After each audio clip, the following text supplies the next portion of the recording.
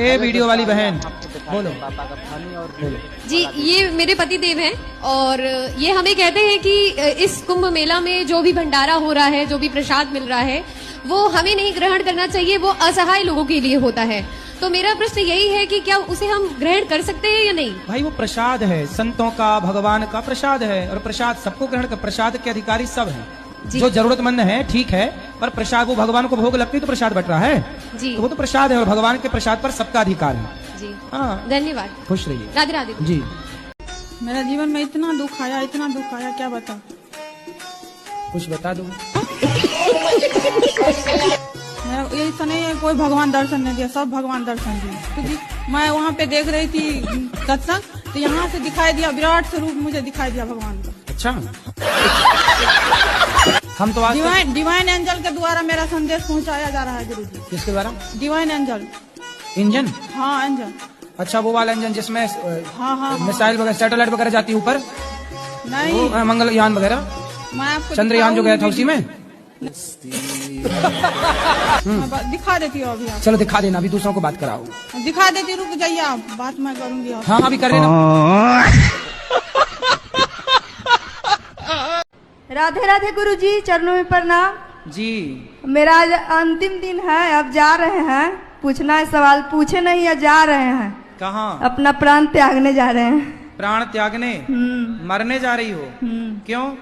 क्योंकि जो भगवान हमें सौंपे थे वो कर नहीं पाए हैं। अब भगवान के लिए हम कुछ भी कर सकते हैं। तो भगवान ने कब कहा कि आप हमारे लिए मर जाओ? भगवान बहुत परीक्षा ले रहे हैं हमसे, बोले कि जो लिखवाए हैं वो तुम महाराज जी को पढ़ाओ, लेकिन हम कर नहीं पाए कि हम उनके लिए लिखवाए हैं, जो पढ़ाओ उनको। पति कहाँ आपके? वो नहीं आए हैं साथ में। तो आप मरना चाहती हो? क्यों? इसीलिए कि हमको भगवान काम सौंपे, हम कर नहीं पाए। अरे प्रभु बार बार आवाज दे रहे हैं हमको। बच्चे हैं आपके? सब है। तो आपको ईश्वर ने काम सौंपा है पति की सेवा का, बच्चों को संस्कार दो, पढ़ाओ लिखाओ। क्या ये काम सौंपा नहीं है भगवान ने आपको? एक पति दे दिया, कितने बच्चे हैं आपको? दो बच्चे दिए, एक पति दे दिया भगवान ने। तो ये भगवान ने तो दिया है जिम्मेदारी, अब इसे निभाओ, बच्चों को संस्कारवान बनाओ, पति को खुश रखो, पति आपको खुश रखें, दोनों खुश रहो। काम है तो आपके पास। मर जाओगी तो क्या पाओगी? भगवान को। अरे मूर्ख औरत, प्रभु से बहुत प्रेम कर रहे हैं, निस्वार्थ।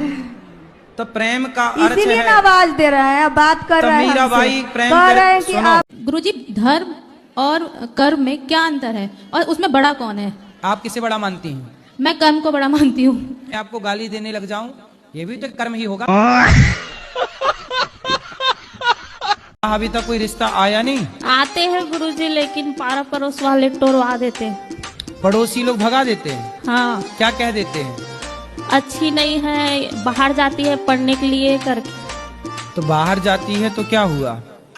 और हमारा जो गली था ना, जो घर था, उसको दरवाजे को बंद कर दिए हैं पड़ोसी लोग, तो इसलिए घर का गली ही नहीं है करके भी कई लोग मना कर देते हैं। अरे तो गली से थोड़ी शादी करना है। अब नहीं पता गुरुजी, उन लोग तो वैसे ही बोल के जाते हैं। ले उनको लाना मेरे पास, मूर्खों को गली से शादी करना है? हैं? गली तो जहाँ की तहाँ है, छोरी लेके जाओगे तुम तो अपनी गली में रखना है। जी। सुनो जी। अब तुम्हारा ब्याह जल्दी हो जाएगा। जी। ठीक है जी। पीपल को सवेरे 1 लोटा जल चढ़ा दिया करो, शाम को एक बढ़िया दीपक जला दिया करो घी का। जी। और हो जाएगी। पढ़ाई लिखाई पूरी हो गई? जी गुरुजी। कैसा दुल्हा चाहिए? पता नहीं। आपकी भी कोई रिक्वायरमेंट रहती है? कैसा नहीं ऐसा चाहिए? कृष्ण भगवान जैसे चाहिए। कृष्ण भगवान जैसा तो केवल कृष्ण भगवान है, दूसरा हो नहीं सकता। उनके जैसा दूसरा कौन होगा धरती पर? कभी नहीं हो सकता। तो कृष्ण भगवान ही आ जाए गुरुजी मेरे से शादी करने के लिए। हाँ, आ जाएंगे।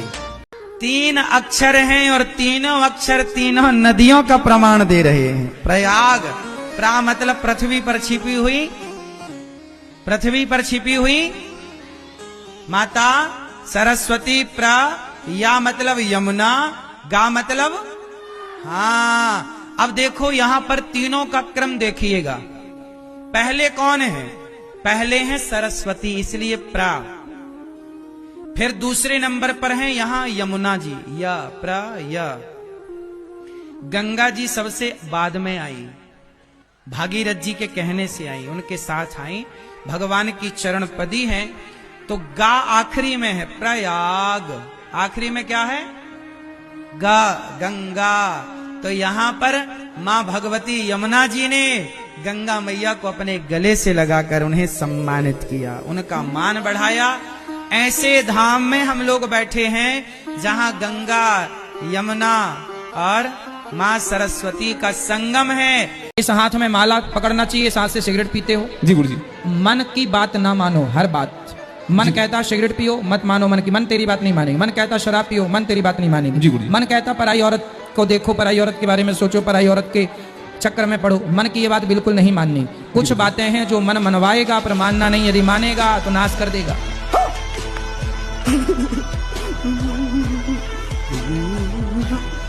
राधे राधे गुरुजी। जी हम कोलकाता से आए हैं, हमें आशीर्वाद कीजिए कि हम आगे जाके नौकरी करके वृद्ध माता की सेवा कर सके। नौकरी क्यों करना है बेटा, फिर करती ना नौकरों वाली बात।